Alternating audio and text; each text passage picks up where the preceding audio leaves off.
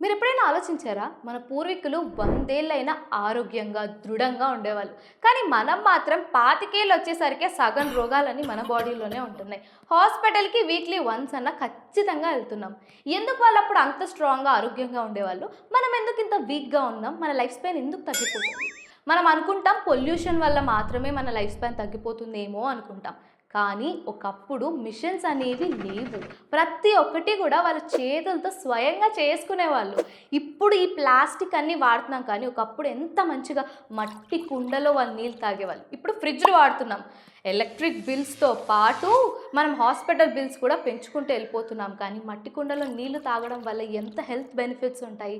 మనం చేసే వంటలు కూడా మట్టి పాత్రలో వండుకోవడం వల్ల మనకి డైజెషన్ బావుంటుంది. పీహెచ్ లెవెల్స్ బ్యాలెన్స్ అవుతాయి. ఇలా ఎన్నో బెనిఫిట్స్ ఉంటాయి. ఇప్పుడు మనము చాలా ట్రెండీగా బ్రాండెడ్ బ్యాగ్స్ అని కొంటున్నాం కానీ మంచిగా ఒక హ్యాండ్ క్రాఫ్ట్ బ్యాగ్ కొనుక్కుంటే ఆ సాటిస్ఫాక్షన్ ఎంత బావుంటుంది చెప్పండి. అండ్ ఈవెన్ శారీస్ కూడా ఇప్పుడు ట్రెండీగా అవి ఇవి కట్టేసుకున్నాం కానీ hand made cotton handloom saris కట్టుకున్నా, హ్యాండ్లూమ్ డ్రెస్సెస్ వేసుకున్నా, హ్యాండ్ క్రాఫ్ట్ ప్రోడక్ట్స్ వాడడం వల్ల మనకింత సాటిస్ఫాక్షన్ వస్తుంది. ఆలోచించారా ఎప్పుడైనా?